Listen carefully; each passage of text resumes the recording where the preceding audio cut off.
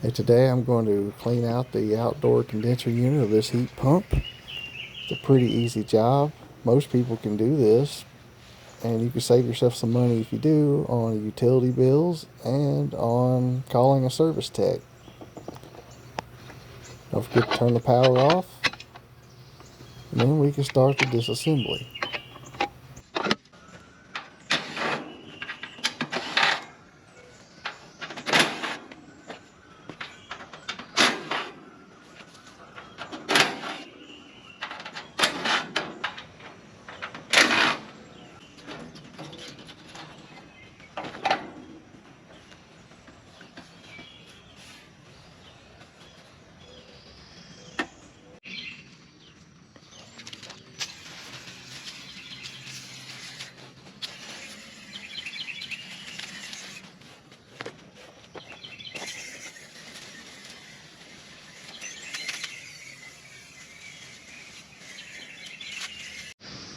Now you don't want to use high pressure water for this, so I'm going to put this on shower. It's pretty gentle. Oftentimes inside these coils you'll find a lot of spider webs. The fan sucks bugs through the coils and then they get trapped, and it's quite an easy meal for them.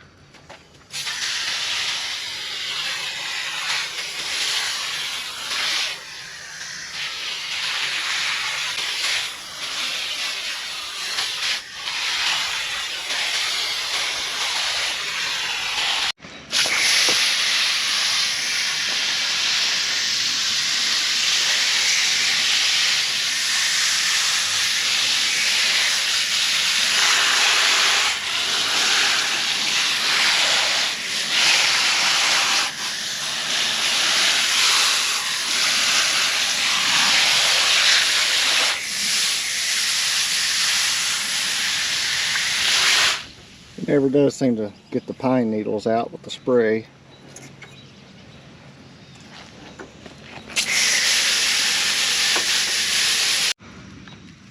I do use high pressure down here, this part.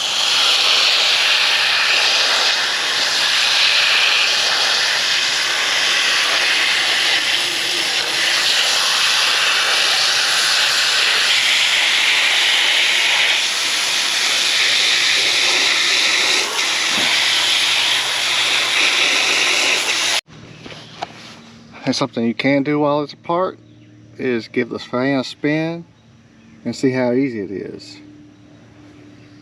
If it's hard to move, the motor's going bad.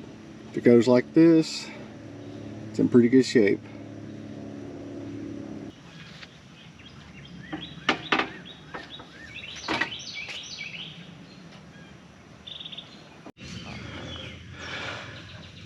Now once you take this cover off, there's some things you can look for. As a homeowner, you can look at this capacitor, and what you don't want to see is bulging or oil leakage. And if you see those two things, you know you need a new capacitor. And you could look at the numbers here and order one if you want, if you're capable. Otherwise, you could just make a note that you need one soon and schedule a tech to replace it at a time it's convenient, you know, and not like when it's a weekend emergency work order that's going to cost several $100s. This one is a 35/5 capacitor. So 35 microfarad for the compressor and 5 for the fan. It's a combination unit.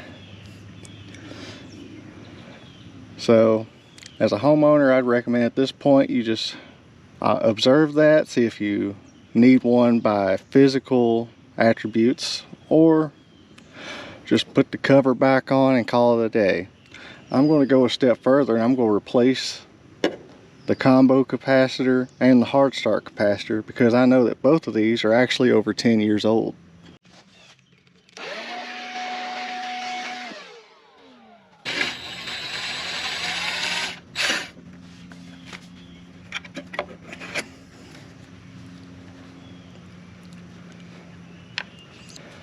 Now of course the power is off, and before doing any work you want to discharge the capacitor with a screwdriver. You can go from common to Herm and common to fan.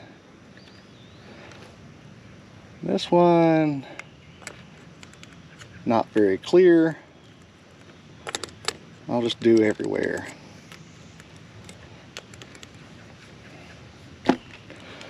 So here's a brand new one. So there's the Herm terminal, there's the common, and there's the fan. And you see there's no other marks on there. So what you know, well, one thing you can do most of the time is count the blades. So the common's going to have the most terminals, the compressor's going to have a little less, and the fan only has one on this one. Fan is purple, goes there. Compressor is yellow.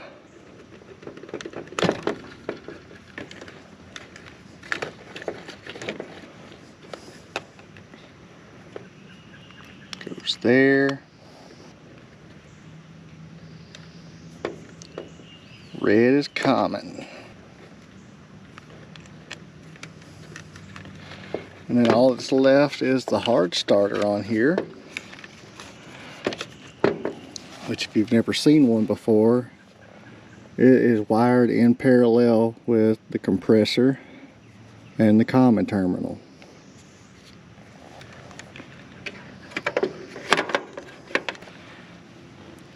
I like to have the label out so it's easier to read. Some people don't like capacitors mounted upside down. I don't visually like it, but I've never seen it to be an issue. Now the one that's got the two blades on here, you can put that on your common and free up a terminal to wire up something else if your capacitor is short one.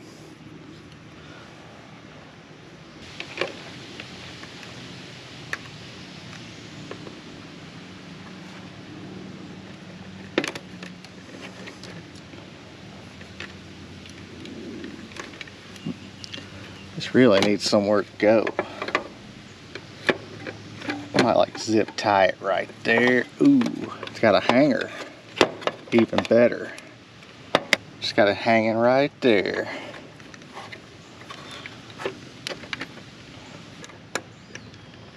The old one was just flopping around. That's not very professional, whoever installed it that way. Alright, I can button this thing back up. I'm just going to verify my work with a meter. It's optional. I'm just curious and like to do this. It actually sounds like the unit is running a whole lot quieter than it was before.